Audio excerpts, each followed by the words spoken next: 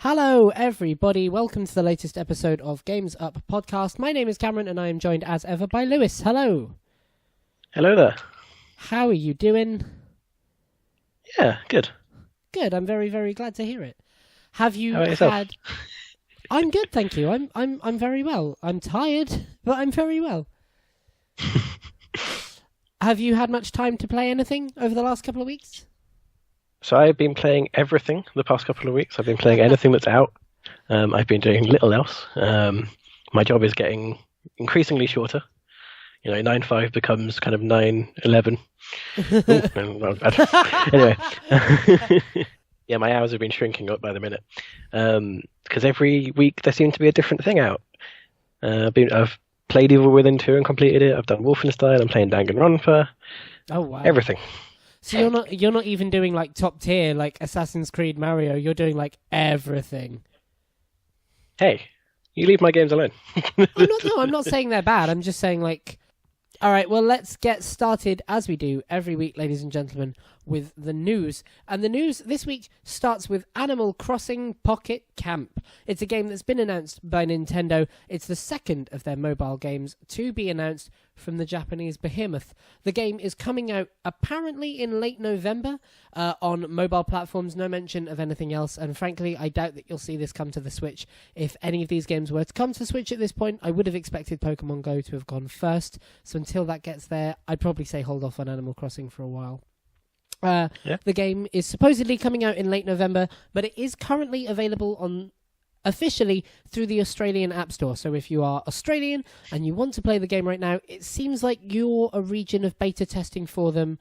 Log on to an Australian account and you should be able to gain access to the game. Yeah. I wonder if this is the way that handheld games will go. I could see that. Because it's kind of like, the technology keeps building up. There becomes less of a reason to have two different distinct things. Yeah, and it's in a way, it's ironically the thing that killed the PS Vita is at a time when Sony launched a dedicated handheld, people were just getting used to their phones doing everything. So it kind of makes sense that people design for phones rather than design games that you can just take anywhere. Yeah. Yeah, I could definitely see that. And Nintendo have done a great job of supporting it so far. Yeah, they're really building up that kind of library. Man, who'd have thought a year and a half ago that we'd be like, man, Nintendo were doing good work on mobile. Yeah, because we're doing that. The whole thing that they had was never mobile, never different developers, never indie, never that, and now it's kind of changed. And for the better, they're back stronger than they've been in a very long while. Definitely. Second piece of news this week is that Microsoft have commented on the future of Fable. And when I say commented, I mean they slightly coughed at it because this is the least commenting I've ever heard. They said, "We love the franchise." There you go. Basically, this is their way of saying, we're not going to pass a comment, but we're not going to tell you we're not. This is their way of saying that, yes, we are keeping the franchise, which makes sense. I didn't expect Fable to go anywhere else after the closure of Lionhead. But it's also their way of saying, we're not telling you anything more. I think it's fair to say we'll probably see Fable sometime soon. They would have major PR problems if they both shuttered the studio and ruined the IP. So it seems like it's in their interest to at least look into it. But, man, what are they doing? See, I'm really not so sure, because the thing is that it's Shannon Loftus, isn't it? The person who came out with this, I believe. There was also a recent bit of discussion about single-player games. Do you know if you caught on to this? About them saying, unsure about whether single-player games are going to, survive. There's been, a big debate about it. But one of the things that came up was, monetization and making money on games. And multiplayer elements and all this kind of stuff. So, I don't know. It puts me in two minds about that kind of decisions they're making over at Microsoft. I know what you mean. I'm worried about a couple of things. I'm worried about the amount of PR speak we're seeing.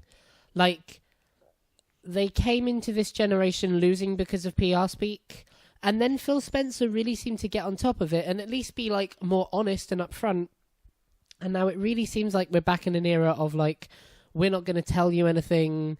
We're going to assume people want this. And I don't know, like, is it that the Xbox One X is successful and that's driven them back to that? Is it that they just have given up on the generation, which is entirely possible at this point? Like, it seems like a mountain to climb, so that they just sort of go with best business practices and not try something new? Or is it that they don't have a direction? Like, one of those three, or any of those three, is worrying. It's just a matter of which of the worrying things is it. Yeah, I think like there's been a bit of a change. Like, you might not like Sony, for example, but they're very they will fund something unsure if it's going to make loads of money. Obviously, it's part of the plan is to make money on everything, but they'll fund like more experimental things. And I'm not sure at the moment whether Microsoft feel comfortable unless they're releasing, Halo 6. Well, then again, it's not been that good recently anyway. But do you know what I mean? It's like they don't feel like the actual like discussion came up with things that were like, the Game Pass will fund single player game experiences, and it's like it shouldn't be about like making the money beforehand. It should be going, we're going to try something interesting. We're going to go for it. Make art. And whether Sony believes that that's what they're doing is probably not true, but the PR speak works. If you watch your Sony conferences, you're like, oh, they're really interested in making the best art, the most experimental stuff, the most interesting stuff. And I do worry about the PR speak. Yeah, I agree. A lot of this news came off the back of Microsoft, or actually Insomniac being asked about Sunset Overdrive 2, and them saying, we'd have to find a publisher. And it's like, that comment worried me the most this week. Because of all the games that Microsoft could have that make sense in the shared world, multiplayer, loot box style, Sunset Overdrive is the one. Like, Halo makes some sense, but not a huge amount of sense. Gears of War makes some sense, but again, like, those franchises are very set in stone, whereas Sunset Overdrive tried once, and it was kind of there already. Like, it kind of had a shared universe, it kind of had multiplayer elements targeted in. It would only need to sort of go the next stage along in those elements, and the fact that Microsoft aren't willing to take a punt on it is like, what are they taking a risk on? Well, the other thing is you've got to look at, like, you can tell that they wouldn't fund it now. Like, I completely. I think if you went to them now and were like, here's Sunset Overdrive, we want you to publish it for us. It hadn't already been out. And you asked them now in 2017, like, to publish it. I don't think they would. I kind of agree. And it's very worrying. You are not wrong. It is. It's very, very worrying, man. And I hate to say it, but I do think that maybe think it's time that Phil Spencer stepped down, and somebody with, if not a better grasp on games, a better grasp on the long term of the industry steps up. Phil's done a good job in cleaning the slate and, maybe getting them back to square one in a good way. I think maybe it's time somebody steps up who's willing to put them onto square two. Definitely. God, I hope it's not Shannon Loftus. Speaking of Microsoft and dead things, Microsoft has stopped manufacturing the Kinect, which, being frank, is a long time coming for a very dead piece of hardware. The Kinect could have some really good applications. There's arguments to be made that its best future was actually ahead of it with VR and AR and that kind of stuff. But if the Kinect just becomes a different device with a different name on it that does the same thing, I think that'll be far healthier than stringing along the dead horse that is the Kinect in name, if nothing else.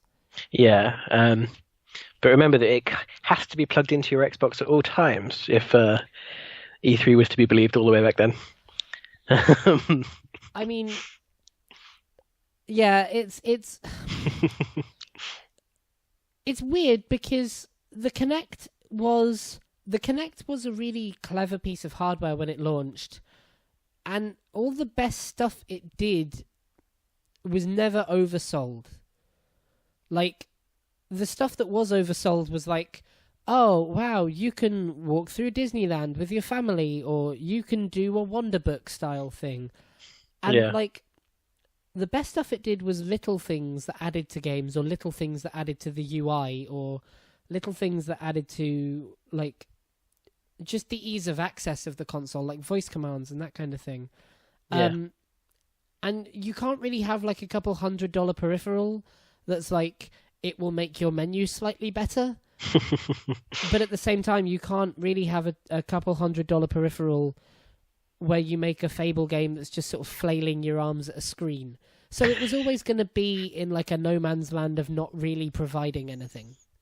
Yeah. Yeah, and like, I wonder if it would have done better if they had kind of not tacked it on. I kind of like if they'd made it a more exclusive item that you had to buy and also came with stuff. I don't know if it would have done better, but it might have. We might not be in this position, I guess. Maybe. I'm kind of surprised that it hasn't been used more publicly for VR stuff. I know that like the Kinect camera, for example, is some of the tech that's powering HoloLens. And I'm kind of surprised that Microsoft aren't doing the PR speak of like, well, you know, the Kinect will have a bright future with virtual reality or augmented reality or stuff. But one way or another, it's dead, and it's long overdue for it. Whether it's a good piece of tech or not, it came out to a dead audience. It didn't really add anything to its main console and its main platform, and its future will be as something adaptive rather than its name or brand. Yeah. Totally. Number 4, it is a big week of press conferences ahead. Sony are hyping up a load that they're about to blow at Paris Games Week. Apparently going to release 7 new games, or announce 7 new games. Yeah, for PS4 and PSVR. I'm expecting 6 PSVR. Or you know, it's gonna be like 4 PSVR, 2 like of the tiniest indie games, and I reckon something big, but we'll see. I could get. I wonder whether it will be 3 and something major. So 3 VR, 3 little indies. My gut tells me that we should maybe expect like Drawn to Death stuff, or whatever the game was from the studio who made the Order 1886. There's a kind of multiplayer-y thing from them. My gut tells me this will be maybe double, maybe single A production companies, stuff that can ship out in a year or so. But I could see them announcing something big, maybe. It leads you to wonder why they didn't do it earlier, especially with the E3 they had. Yeah, that's true. But maybe they saw the Xbox One X coming out when it was. I know obviously it wasn't revealed then, but you know, there's insider knowledge. So maybe they knew that this was coming, and because the whole thing is that, like, you know, we talked about this, but the Xbox One X is going to be releasing very soon, and this is Sony's last chance to kind of like make the front pages before it becomes Xbox kind of month. I guess it's a shame that for them that it's not like you know, like the perfect time to host this event would be like the 8th of November, you know, like the day after the Xbox release, and you go remove Xbox from the front pages, but it's the last chance they have to like kind of make the big news. The reason this surprises me is because we know that Sony have been quite fluid in the way they've done E3s. Like, we know they took the camera out of the box to lower the price. We know that they announced games based on what they saw from Microsoft's stage. And I find it surprising that Microsoft had such a flat E3 and that Sony didn't react in part. If they do have something coming out if they do have a major announcement in this conference, it's going to probably be one of a few things. I could see it being Beyond Good and Evil's, not Beyond Good and Evil, Beyond Humans. Is that what it's called? Oh, yeah. It's not Beyond Human, because that isn't that. No, that's Beyond Two Souls. It's, Detroit. Become Human. That's it. Detroit Become Human. I could see it being like a VR experience in that with its release date. Or, being honest, I could see it maybe being something Crash related. Yeah. Yeah. I don't know, because, like, see, I don't think they would be saying that, like, I know E3 wasn't amazing this year for them. It wasn't bad, terrible, but it was, it wasn't amazing. But the fact that they literally said, like, E3 was half the story, and that just makes me think that there's, like, to compare this kind of, like, the Paris Games Week to E3 is kind of, I don't know. It has me interested. I thought their E3 was quite flat this year, especially in comparison. Like, Nintendo killed it.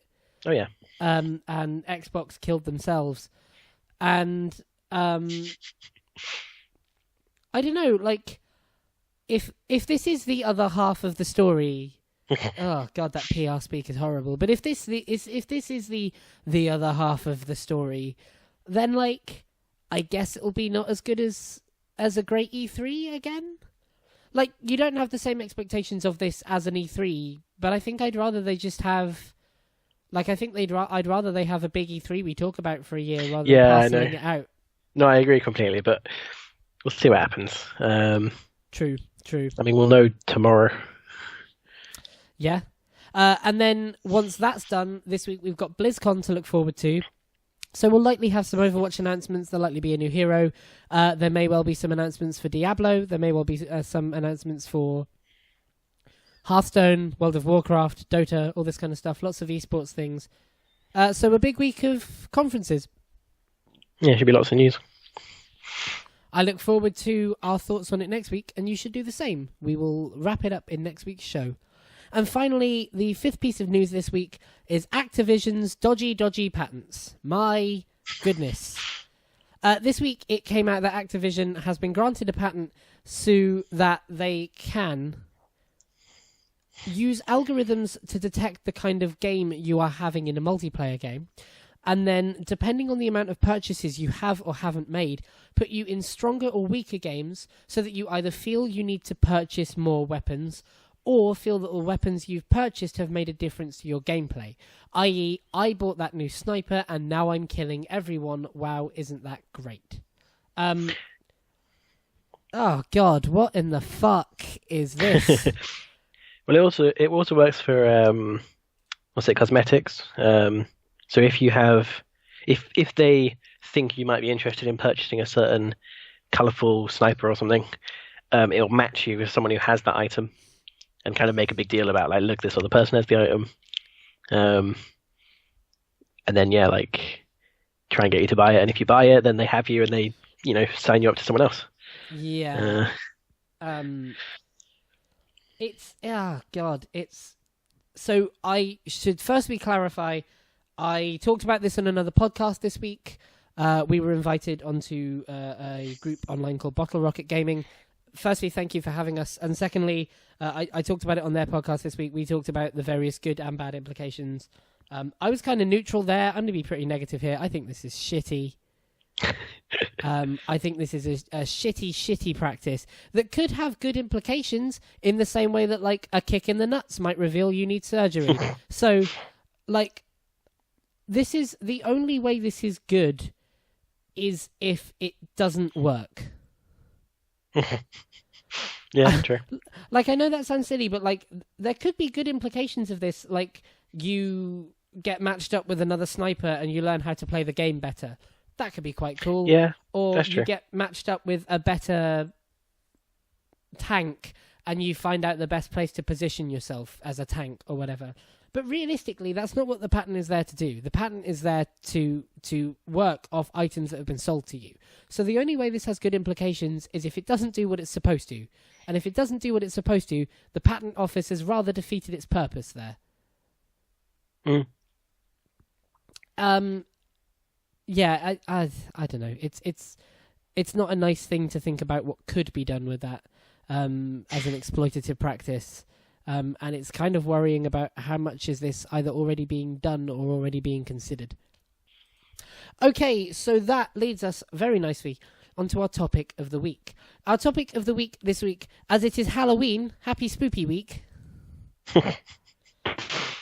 Mm, Yes, Spoopy week. spoopy. As it is spoopy week, we could have done 10, 5, however many horror games, but everyone this week is going to be doing 10, 5 horror games. What we thought we'd do is something a little bit more specific. This week, a lot of people are going to be sitting down and watching Netflix's premiere spoopy show, Stranger Things, and more specifically this year's Stranger Things 2, the second series. So we thought this would be a good idea to introduce you to some games that are similar in some way to Stranger Things 2 that you might want to play having watched the series, but that aren't necessarily exactly the same. So, something that's kind of spoopy or maybe very story heavy, something that you might like nonetheless. Should I start us off? Yeah, sure. Cool. Every time we do a list of 5 things, we always talk about a Telltale game. And so I'm going to say you should play a Telltale game. Literally any Telltale game.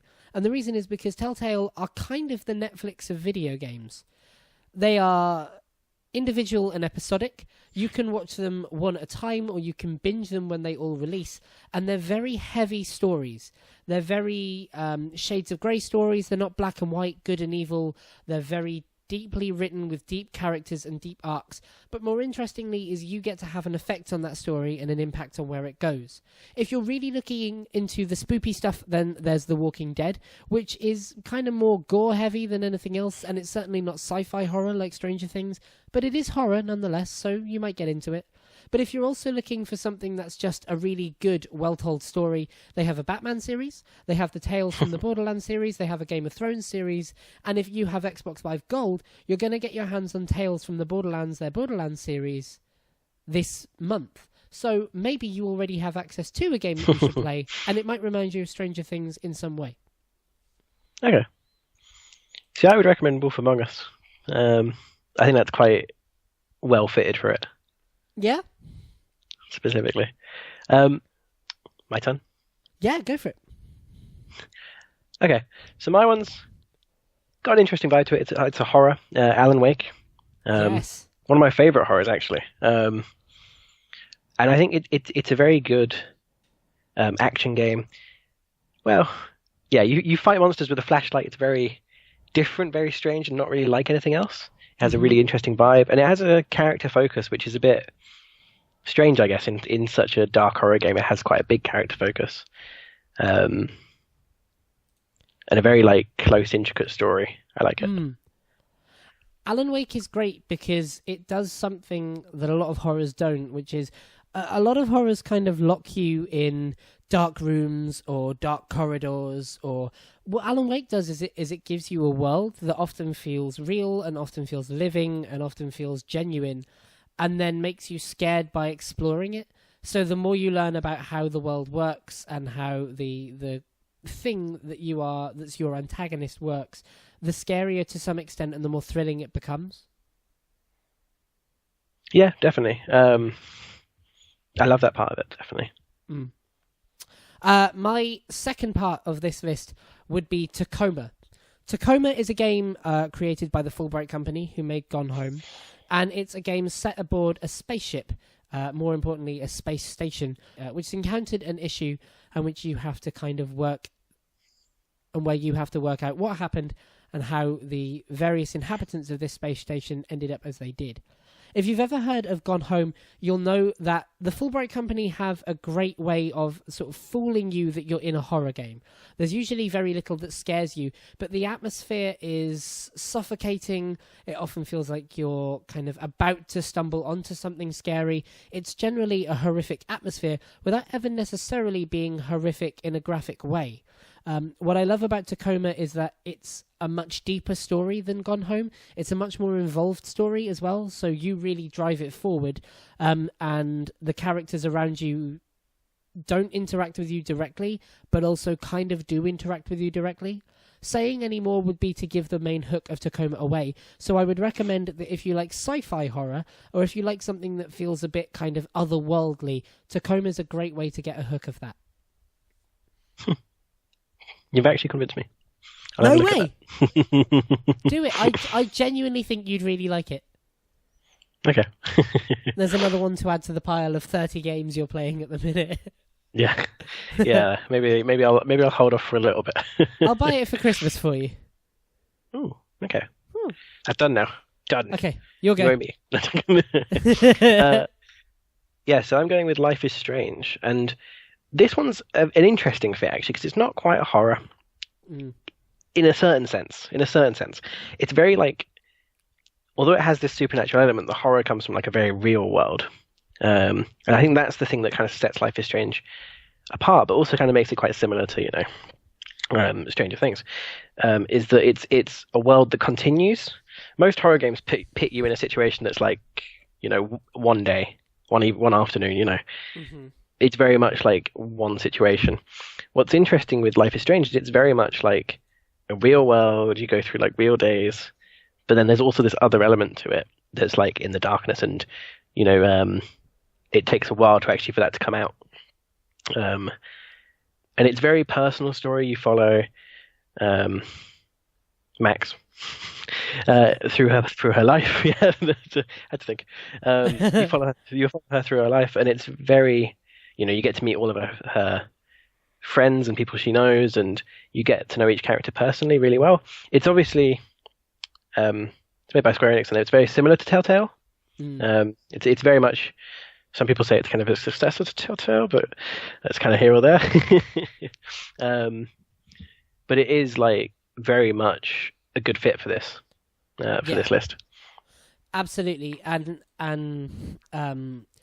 Life is Strange is cool because it looks like a traditional video game for the most part. Like it you play it in the way that you interact with a lot of video games and perhaps some more generic video games, but it's got secrets and twists in store, and if you just stick with it a little bit, the things that you can do and the way you interact with the world and the things that you'll unlock through it will keep you hooked for a while. So yeah, check that one out. The final one in our 5 games here is Oxenfree.